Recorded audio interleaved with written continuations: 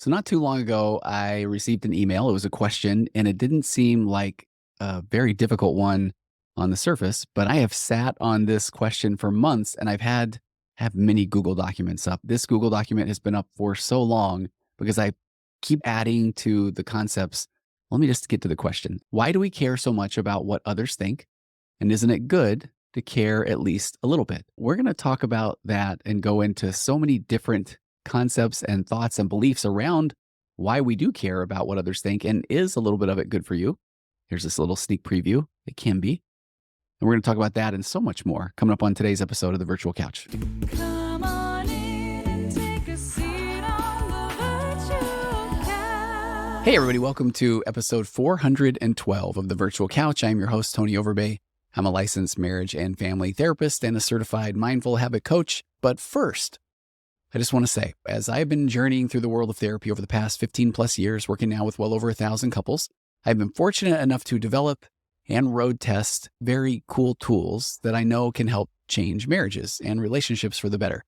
These aren't just any tools. They are the result of seeing what real couples actually need. And my true star pupil, my opus, my very own golden child of the therapeutic tools are my 4 pillars of a connected conversation.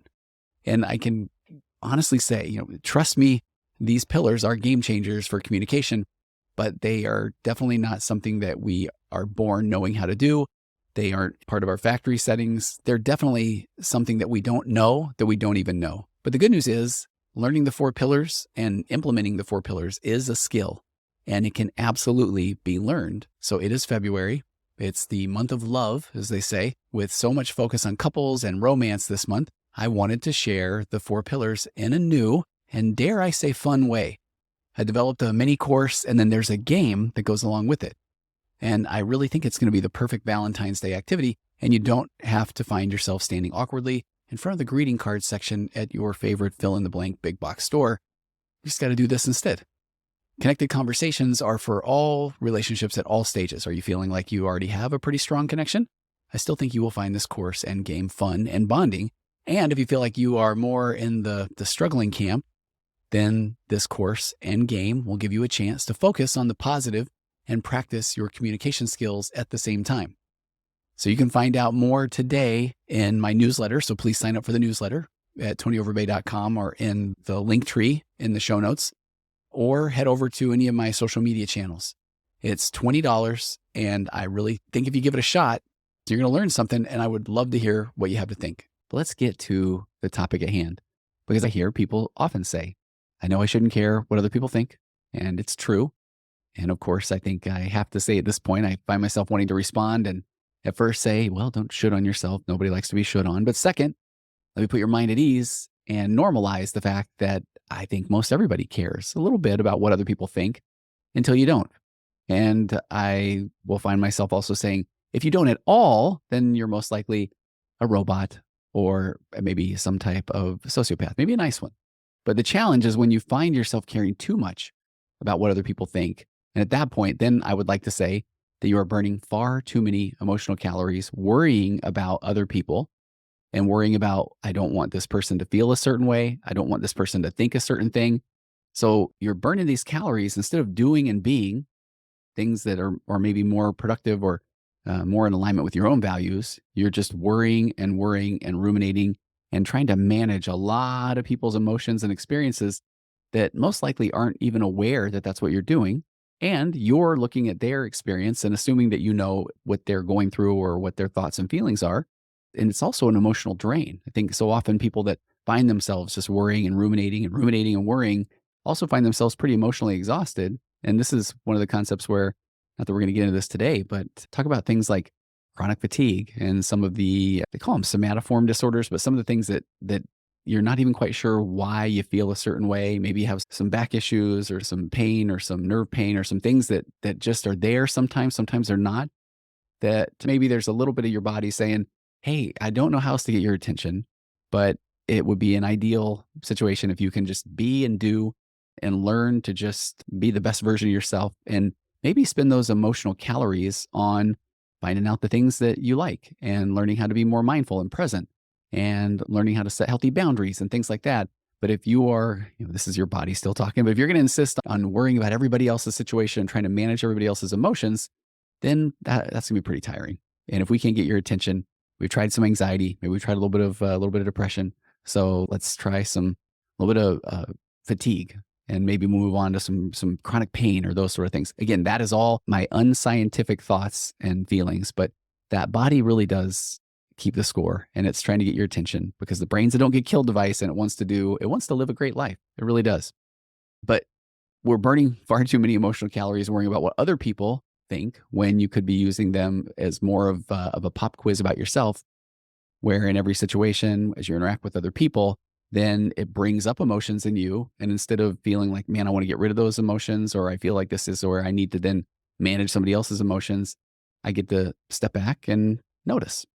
I'm noticing that I care, that a person at baggage claim felt like it was okay for them to step right into my personal space to grab their bag. So check that out. That is a reaction. Now, why do I suddenly want justice? Instead of me wanting to say, you need to get out of the way and you need to respect other people's space, that's me wanting to get rid of my discomfort, maybe manage that person's life, how they're interacting. But why do I suddenly want this justice and I want that person to respect my personal space? Because they don't know me and they don't know my rules, my wants, my desires. They may have flown in and into town to try to be with a loved one who, honest to goodness, might be on their very last breath. They may have grown up with a dozen siblings, and if you didn't crowd and push your way to get somewhere, you starved. So that interaction allowed me to be grateful that I could recognize my emotional response. Thank you, body and mind, for bringing this to my attention so I can truly be in this moment. Now, I wish that guy well, whatever he or she is up to. I will continue to wait for my bags, because all of a sudden, every person, every conversation, every sight, every smell becomes an opportunity for me to learn about myself. And then the more I think about it, not many people are truly curious about me, or if they are, then it does make me feel pressure to say the quote right thing, whatever that might be. So the more time I can spend in this kind of mindset, the more I can learn about myself. And I can actually learn about myself from the foremost authority on myself, which is me. So I put together a list of different reasons or things of why we do care so much about what other people think. So I just gave you this example of a perfect world scenario where we can every opportunity brings up our emotions and thoughts, and then it can be an opportunity for us to self-reflect. We'll get to that toward the end of today's episode. But I think one of the ones I won't go into a lot of detail because I think that this is one that will just resonate or make sense, is that when you care too much about what other people think, you really are handing over your power. You're giving your power over to somebody else. So this even goes to the simplest concepts around, hey, what do you think? Do you think that I should? This is a very real example where I was speaking with someone close to me recently, and they were talking about, do you think I should go to this foreign country and get hair transplants? They're talking about themselves. And they're asking a bunch of people in the room that was a bald guy and then a lot of women who have a lot of hair. And I thought I was being hilarious. And I said to the person, how much time have you spent researching this country and what they do with hair transplants? And he said, a lot. And I said, do you already have some places picked out? Yes. Do you already know the cost? Yes. Have you even looked into where you would stay? Yeah. So then it was more of so why are you asking us? Because my ship has sailed with these hair transplants long ago. And here's a room full of women with beautiful, gorgeous hair. We were actually in a hair salon at that time. And you're asking them to weigh in on what you should do, where they have given this no thought. They don't have all the information that you have. And so are you really just wanting validation, or are you just wanting to express yourself and then they are going to interact, but it really doesn't matter? You've already made up your mind? Because if so, then maybe you can see that I'm almost handing over some of that control or power to somebody else. Because if I'm saying, what do you guys think? And then I really feel like we're saying to somebody, hey, what do you think about this thing that I've been thinking about a lot? And I know I just sprung it upon you and you have no idea where I'm coming from. And you more than likely you haven't given it much thought yourself, but give me an impulsive decision. And then I'm going to base my worth and whether or not I think this is a good idea of the things that what it feels like to be me on your immediate reaction. Okay, go. What do you think? So sometimes I think it might be a better idea to say, instead of giving away your power, so I'm going to accept the fact that, yeah, I'm curious what other people think, but I'm going to share with them, hey, this is what I'm going to do. What are your thoughts? Almost in my mind saying, They will hold little value to me on this particular thing because I put a lot of research into it, but I am curious. And maybe I just want to have a shared experience and even tell you about what I've been doing as far as research and that sort of thing. So that first thing is you give away your power. And then also when you care, and I'm going to frame it this way moving forward, when you care too much about what other people think, then you give away your power, but it's also beyond your control. And we do know that worry is your mind trying to control things. A lot of times worry is it's part of that concept that brings anxiety. It's I'm worrying about all these different things that most likely won't happen. But my brain thinks if I can go through all the scenarios, work out all the details, then I'll be happy, then I'll be calm, then I can move forward. What we find is we can come up with an endless parade of things that we don't really know what we don't know about. So worrying is your mind trying to control things that are outside of your control. And when I was looking at some of this information, I did find a real interesting thing.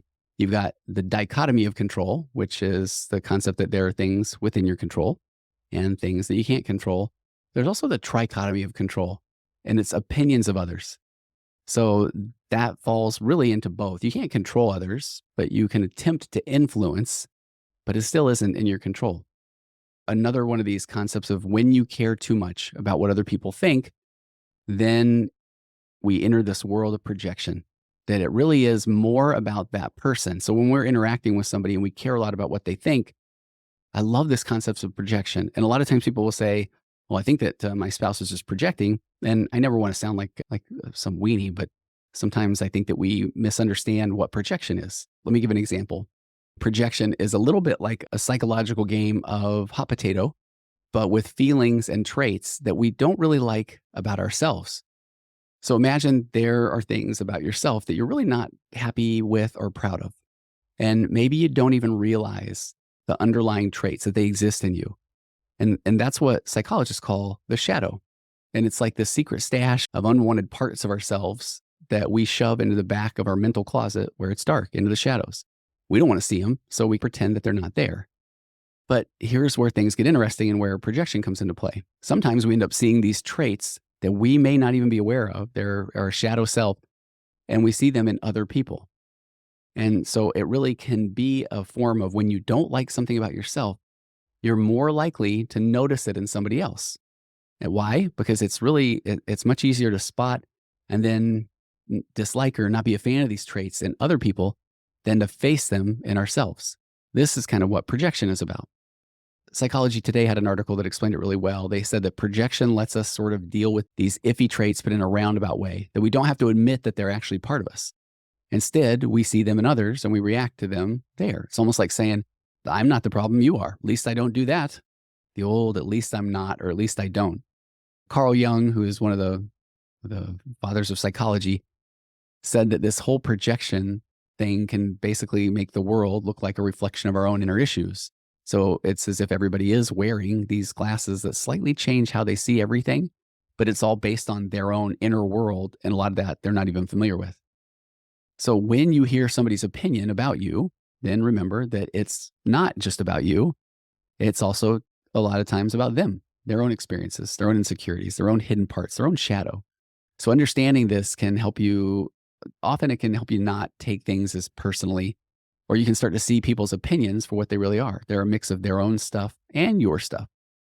It's like you're starting to get a little bit of insight into their secret mental closet, which can be pretty eye-opening. Let me give you a real life example. This is one that I can identify with a little bit. Imagine you are in a relationship. Oh, now I'm acting like my wife is not on time. So I'm just saying that I am a habitually early person. So let me own that first. But imagine you're in a relationship with somebody who has a habit of being late. And every time they show up late, it really bothers you, kind of gets under your skin, and you feel disrespected, you feel undervalued, you feel like they don't think your time matters. So on the surface, it really does seem pretty straightforward. You think, man, it's about punctuality, it's about respect. But if we look at that a little deeper from the shadow self concept, then let's say that in your own life, you are absolutely punctual and you pride yourself on always being on time because deep down, you're actually afraid of being seen as irresponsible or unreliable. And that might be something that you saw growing up. You either saw maybe your parents were very unreliable or they were irresponsible and they didn't show up on time, and you watched other people. You saw your parents super late to pick you up at school, or maybe you're left the church activities, or and you watch the annoyance on other people's faces. So I will make sure that that never happens. That fear is part of your shadow self. And it's a trait that maybe you don't want to acknowledge or face directly in that scenario, because you might feel like, well, I am my family and they are always late. So I will make sure that I am overly punctual, because I don't even want to acknowledge that that's part of my genetic makeup, my DNA. So you push that fear so far down that you're not even consciously aware of it. But man, I will show up everywhere early, very early. But then now, if your partner, your friend is late, then it triggers that hidden fear. So instead of recognizing this as your own issue with feeling unreliable, then you project those feelings onto your partner. You get angry at them for being late, because unconsciously it's like they're acting out a part of you that you don't want to admit exists.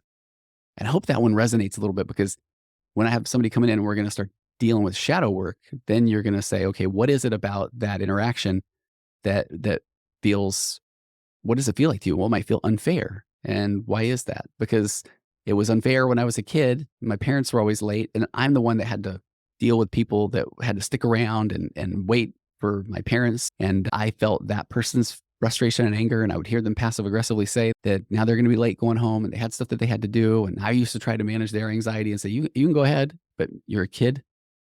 So it's so much easier then to be frustrated with someone else than to deal with your own deep-seated fear of being seen as unreliable. Even though you've taken care of that, you're going to be incredibly early all the time. But in that situation, the shadow self's influencing your reaction to your partner's behavior. You're not just upset about the lateness, you're upset because it's a mirror reflecting a part of yourself that you are afraid of or uncomfortable with. I really think understanding that dynamic, projection, shadow self, can really be helpful in relationships, because when you find yourself overreacting or feeling these unusually strong emotions about something your partner does, it might be worth asking yourself, is this really about them? Or is this touching on something in my own shadow self? And by acknowledging, working through those hidden parts of ourselves, then we can improve not just our relationships, but really our understanding of ourselves. And I do feel like that can be a little bit of a stretch if you're just hearing this for the first time of, well, okay, now I recognize I'm afraid of it, but I'm really early. So how do you work on yourself when you hear something like this?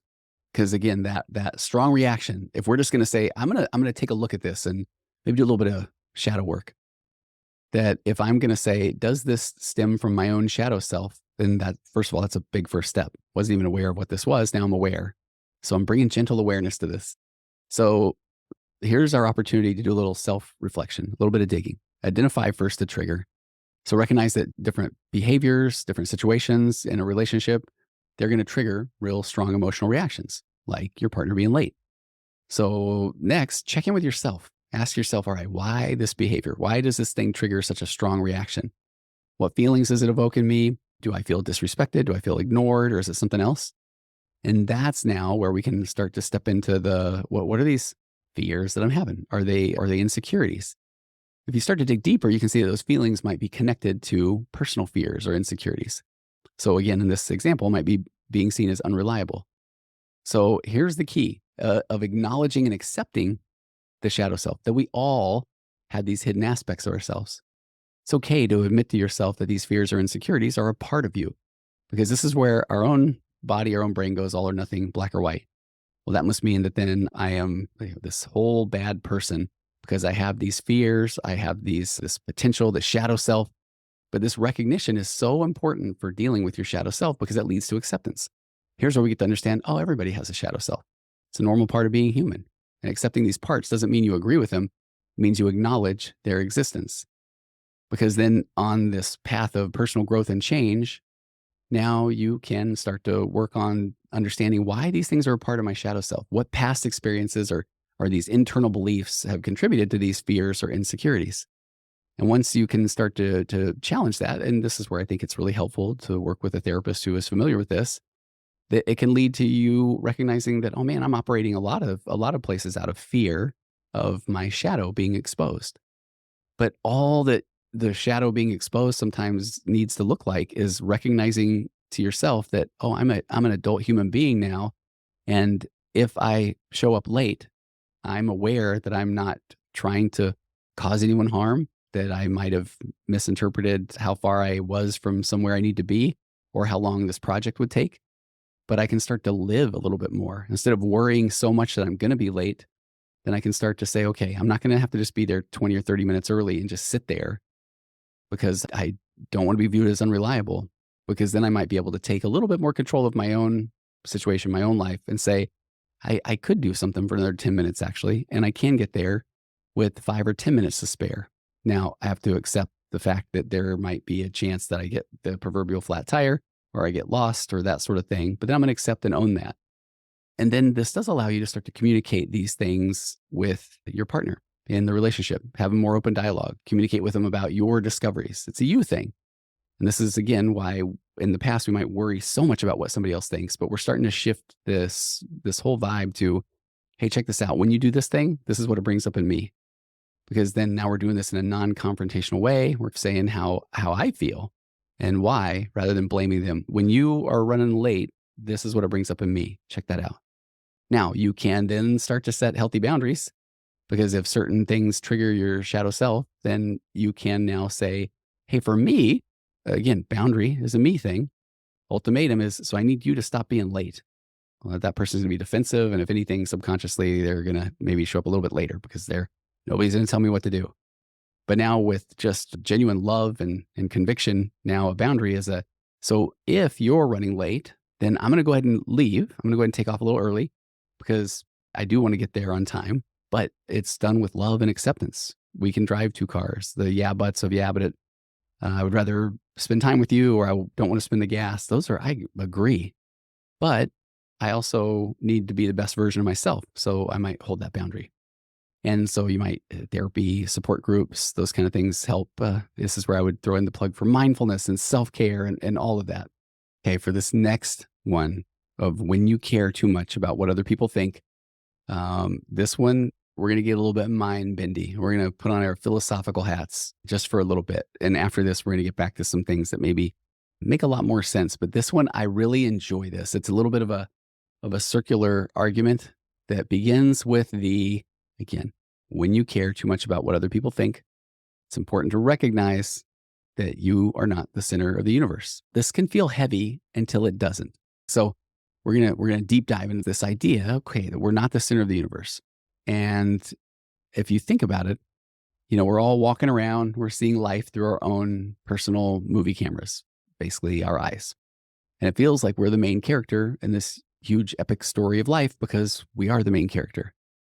But here's the twist. What if we're not the main star of the show? Because the universe is insanely huge and we are just one tiny part of it. But we often feel like every single thing revolves around us. But in reality, this is where, bear with me, we are maybe a little tiny speck in the grand scheme of things, of the vastness of the universe. And this used to really feel hollow and empty to me, but stay with me. Because here's where it gets a little bit mind-bendy. There's a concept called solipsism.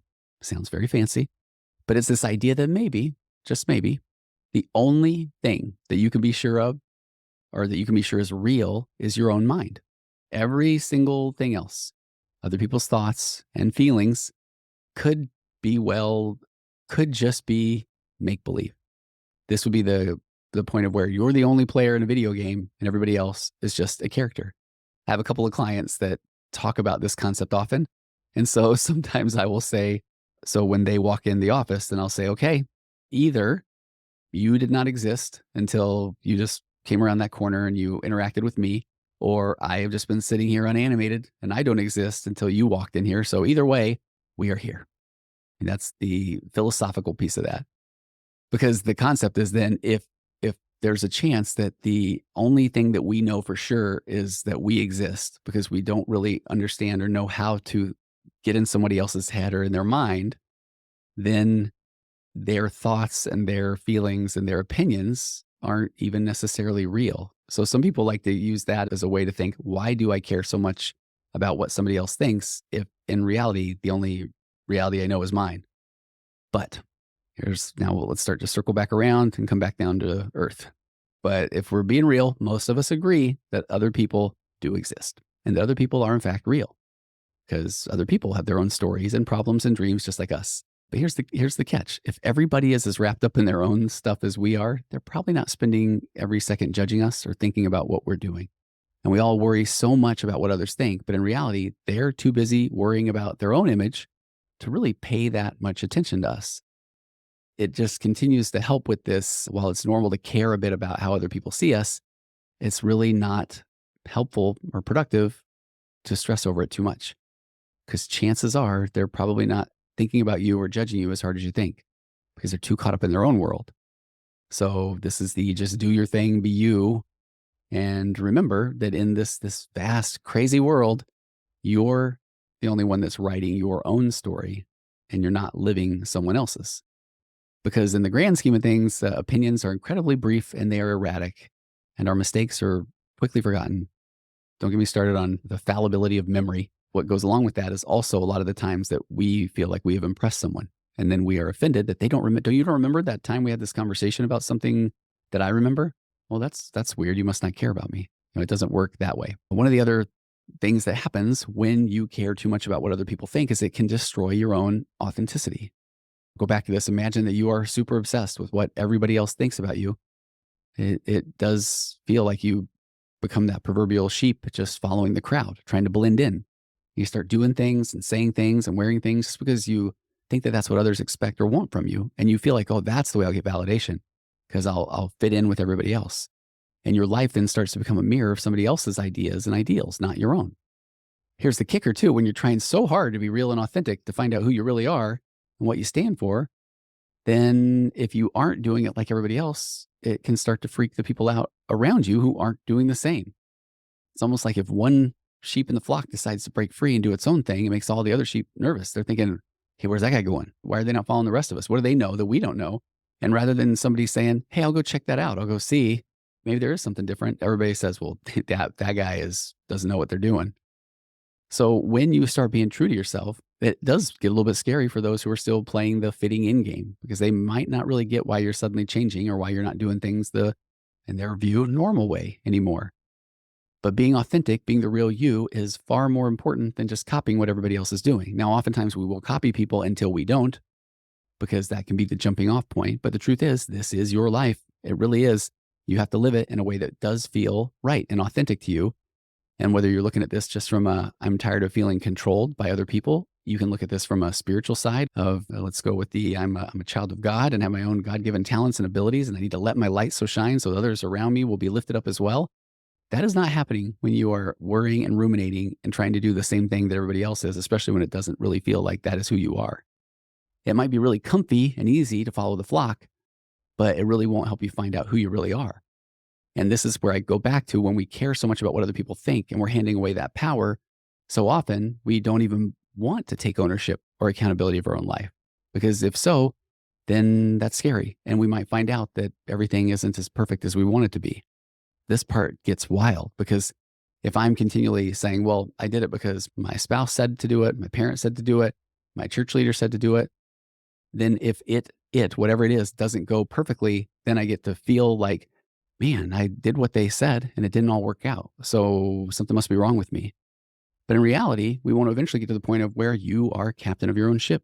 Other people that you're interacting with give you a chance to recognize what is important to you. Your authenticity is just worth so much more than being just another face in the crowd, because ultimately that is not going to lead to fulfilling your purpose, being your best self, letting your light so shine. And this jumps into, again, back to one of the concepts around when you care too much about what other people think. I'm not trying to stay on the heavy side of things, but life is pretty short.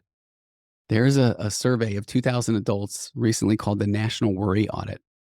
And it revealed that on average, people spend about 6.5 years of their lives worrying. And many of those worries, directly or indirectly, concern other people's opinions.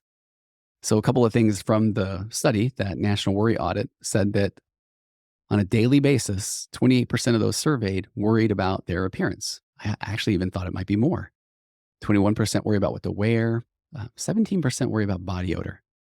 So I'm grateful that is one that I love, a good smell. So I'm making sure and covering that stuff up.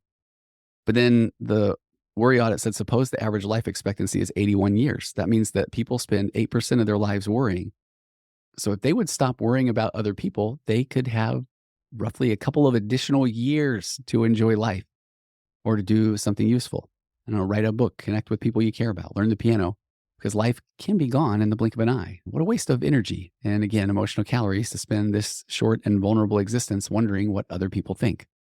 And too often we say, okay, well, I've got the next life. But I think the more that we can be present in this one, this is the one that we are sure of. And so we want to be our very best versions of ourselves and be and do. Let's talk about another thing that happens when you care too much about what other people think. You lose this ability to trust your instincts. Your instincts. You ultimately know yourself best. And I think this is so important because we are all navigating this maze of advice and opinions and expectations that are coming at us all the time, whether we want them or not. So I like to look at your instincts, your gut, your visceral reaction. That is your inner compass. You are the captain of your own ship. You're sailing through a vast ocean of life. And yeah, you've got maps and stars and you've got an old trusty compass right in your hand. That's your instinct. You might have a crew aboard as well. That's your friends, your family, your mentors giving you advice. Oh, will they give you some advice on what direction to go, warning you about storms and even pointing out hidden treasures. And what's fascinating is that, okay, let's say that somebody, this salty sea captain of yours and a relative is literally a meteorologist. Yeah, I will listen to that person. As a marriage and family therapist, I really do have some strong opinions on ways to communicate, or as somebody that helps people a lot with navigating faith journeys, then I love being able to talk with somebody about those things. But if you want to ask me about budgeting and finance, no, thank you. I'll defer to the person that is a passion of theirs. That's a job that they do. That's something that they really enjoy. Because at the old proverbial end of the day, who's steering? You are. You know the ship, which is you, better than anybody else could. But I go back to, but we too often want to hand the power over to somebody else because we're afraid. What if I make the wrong decision? Well, it's just a decision. You don't even know that it's wrong or the one that you didn't want to make until after you've already made it. And then that's a way to go, okay, well, that didn't quite turn out how I thought it would. Because you know yourself best. I mean, that is the ultimate insight. You are a complex, a highly secure, only you know the password kind of vault. And people can guess what's inside based on what they observe. And boy, will they observe and make judgments. You're the only person who has unrestricted access to everything, your thoughts, your feelings, your dreams, your fears, your hopes, all of those things. And no matter how insightful or how empathetic somebody else might be, their perspective is like they're looking through the little keyhole to this vault versus the full panoramic view that you have inside of you. And it's a balancing act to really take a look at other people's perspectives. So just because you are the captain with the most intimate knowledge of your ship does not mean you ignore all the advice and warnings coming from your crew or the other ships, passersby, because they might see a storm. They might suggest a faster route to your treasure, and their outside perspective can be incredibly valuable, and it can offer insight. And you might not have considered some of the things that people are offering. But the trick, the absolute trick, and the joy is balancing that external advice with your own internal compass. So the more that we can just be able to spend time with some quiet and listening and feedback and reflection, listen and reflect, but ultimately trust your gut feeling about what's right for you. And then if it doesn't turn out the way you thought it would, check that out. Didn't do anything wrong. You're just doing and being. So what do you got to do to steer your own ship? Regularly reflect, spend time with yourself, get to know your own mind and your heart. I've got to say, the old things you hear often, do a little journaling, even if you're not doing a narrative, even if it's not perfect. Write out your thoughts. When they just stay in your head, they just swirl around and around, and we have a negativity bias. And meditate, meditate, meditate, meditate.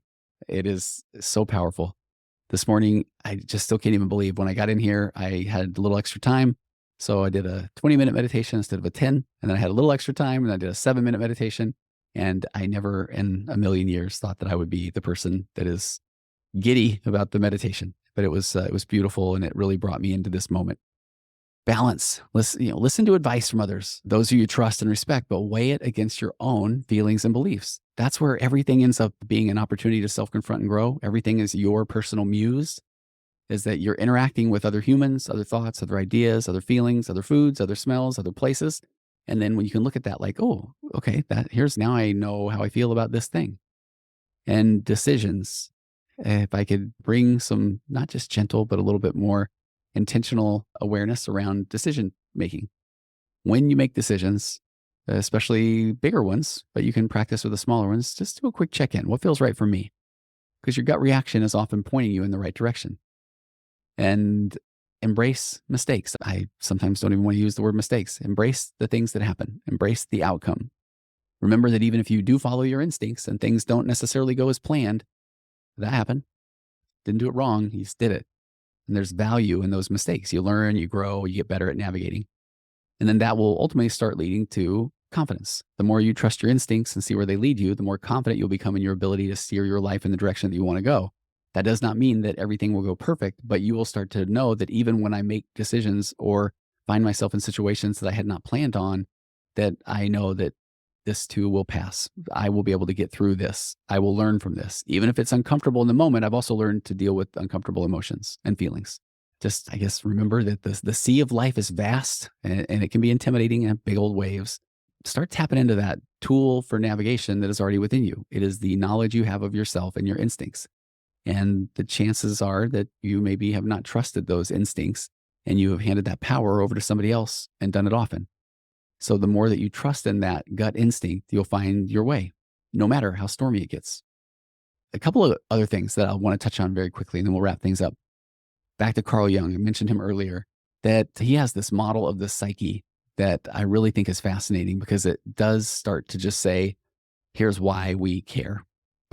And here's why we want to show up a certain way. So Jung basically said that our minds are almost like those little Russian nesting dolls, and they have these different layers that make up who we are. And among those layers, he talks about is the persona, the ego, the self, the shadow we talked about, and then the anima or animus. But for now, let's talk about the persona because that is really relevant to how we interact with the world and each other. Because your persona is like your mask, your social mask. So if you're going to go to this costume party, even a thing, Halloween party, but you pick out a mask or a costume that shows off a certain side of you, maybe something you don't usually get to show or something that'll impress the other guests, showing up with your best self. In Jung's term, this costume is like your persona. It's the version of you that you present to the world. And we sometimes want to make it look polished and social and sophisticated. Sometimes maybe a little bit different from how we really feel inside, which might just be you wanting to crack jokes and hang out in your pajamas at home and eat pizza. So it's not fake. The persona isn't fake, but it's tailored to fit your situation. So it's almost like trying to choose the right outfit for an interview on how you or how you behave on the first day of class.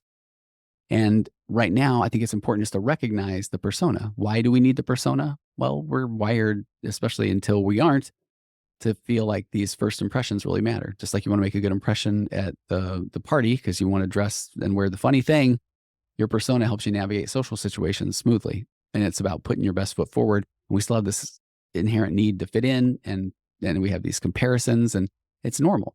But it's a place to build from.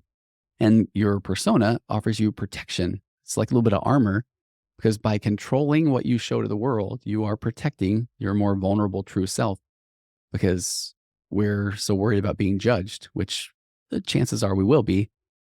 And if we aren't in a place of confidence, then that can be a lot to take in. I was doing one of the relationship lives with my daughter, Sydney. We did another one last night.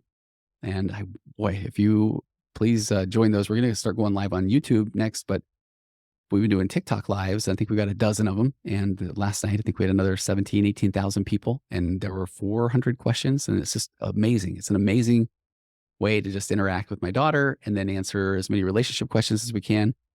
But inevitably somebody will come in and say something again last night. It's pretty pedestrian, but it used to hurt my feelings, which is really funny to admit. But they'll say, don't you ever slow down? And I really don't. And I am so comfortable with that. Where in the past, I know that I would have looked at that and I would have really taken that as judgment that I'm doing it wrong. But in reality, I'm just doing it. Yeah, I sound like a speed is on 1.5 when you're listening to a podcast, maybe more.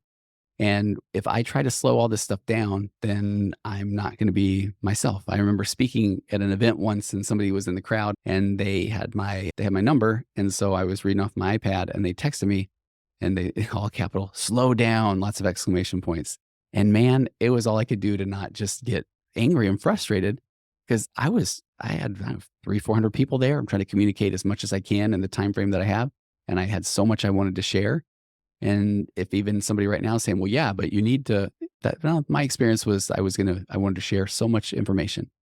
And so that was one of those moments where I noticed that I got really upset. I didn't say anything. I probably did try to speed things up a little bit. But from that day forward, then I was able to take that data in and differentiate. What is it bringing up in me that like I'm doing something wrong? I'm an adult human being and I'm just doing. And when somebody says, hey, can you come speak to us? Then I say, yes. And here's what I will speak about.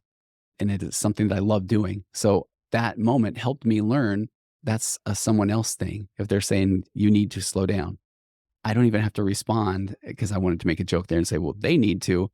But hey, I appreciate that feedback. And that's something I've definitely taken in. Thank you. So that confidence needs to come. I know sometimes before we can just be and do, and before we can truly be differentiated or before we can not react. But also another concept is of why we need this persona is to communicate, because it does help in communicating and connecting with others. It's a way that we're trying to show up, and we're trying to, I don't know, show up maybe appropriate for the context of where you're at. You know, you probably talk a little bit differently to your grandma than you do to your best friend. And I've got a podcast that I'm writing right now that's talking about another psychologist, Carl Rogers. He talks about a thing called congruence. Because right now, yeah, you might talk different to your grandma and your best friend. There is a question about, can you get to this place of just congruence or authenticity where you are just being the same in all areas of your life? And wouldn't that be pretty refreshing? I think it could be. But the catch is losing yourself in the mask. Jung pointed out a really tricky part, though. He said sometimes we get so caught up in playing these roles that we start to forget who we are underneath the mask. And it's like you wore your Halloween costume for the rest of your life. And then it started to just really feel like you. Turns out maybe I am Shaggy from Scooby-Doo. And you start talking like him, and I was about to do it and I will not. So this balancing act becomes, it's a balance between recognizing your persona and then now moving into authenticity. How do you balance that? Self-reflection. You're listening to podcasts. If you're still with me, thank you so much. And check in with yourself. Are you wearing a mask that feels true to who you are? Is it starting to chafe? And we're back to mindfulness. Be mindful of the roles you play in different areas of your life, where you are at work and home and friends. And right now, yeah, you might feel like you're adapting a lot, but just start to be aware of, are you doing that at the cost of your core self? And then are you making these authentic connections? Try to form relationships where you get to be comfortable being more of your true self, where you can take that mask off, not just living with your persona. And those connections will feel the most rewarding. And sometimes I know when people come into my office and I'll talk about this concept, I will sometimes say, where do you feel like you can take that mask off? And a lot of people don't feel like there's anywhere right now. And we'll just start from bringing some awareness, because you may not know what you don't know about what that would feel like to be able to just be your authentic self with that mask off. Because hopefully we can help you learn to embrace your whole self. You are a complex, wonderful, multifaceted human being. So it's okay to have different aspects of yourself highlighted at different times. But the goal is to ensure that the persona you present to the world is still a reflection of your true inner self, not a complete departure from that. So Jung's concept of the persona, it's a really helpful reminder that while we might have these social masks and they're pretty natural, and some could even argue necessary to interact with other humans, but can we just start bringing awareness of being able to strive to ensure that they're just a part of our larger authentic self, that that's not the whole story, that we don't just find ourselves just which mask, which mask, which mask. And I do really believe that we can get pretty close to wearing one mask for the most part. And every now and again, yeah, if we're going to talk to our grandma, I'll throw one on there that's maybe, I don't know, I can't come up with a funny joke right now. Usually that's one of my favorite things to do. But wrapping things up, hopefully you can see that it's normal to care what other people think. It's probably the place that I would start. And in that sense, and I'm talking in a healthy sense, being aware of what other people think can be helpful at time if it's used as a way to check out how we believe that we're showing up in the world. It becomes an opportunity for us to self-confront, to grow. Because some people, safe people, they can notice behaviors about us that we maybe not even be aware of. The old what we don't know that we don't know. But they can never be sure about our true motives and our secrets and our hidden personality traits, because those are reserved for ourselves only. They're part of that vault that we have locked away. So people's thoughts about us based on what they perceive typically don't align exactly with reality. So the feedback we get from others is helpful, but the truth really is within ourselves. Deep inside, we hopefully are learning. I was going to say we know what we want, but do we? Hopefully we're starting to learn and understand what we want. And the more we stay true to that, the more consistent we become. And the more we recognize other people's thoughts and opinions for what they are. I was going to say something negative, but it's feedback. Their opinions and thoughts are feedback provided for us to take and then do with it what we feel is best for us, which can mean anything from kindly dismissing it altogether or slowly taking a look at the feedback, look for anything that we can take in and use to ultimately become the very best version of ourselves. Because we, honest to goodness, are indeed the most unique versions of ourselves that have ever lived. And the sooner we can learn to understand who we are, then I promise you, the more we can experience our lives to their very fullest. And what it feels like to be you is really, it's kind of fun. Turns out, I think you're a pretty good hang. Have an amazing week. Taking us out per usual, the wonderful, the talented Aurora Florence with her song, It's Wonderful, because it is. Have an amazing week. I'll see you next time on the Virtual Couch. Compressed emotions flying past our heads and out the other end. The pressures of the daily grind, it's wonderful. Elastic waste and rubber ghost, I'm floating past the midnight hour. They push aside the things that matter most. It's wonderful.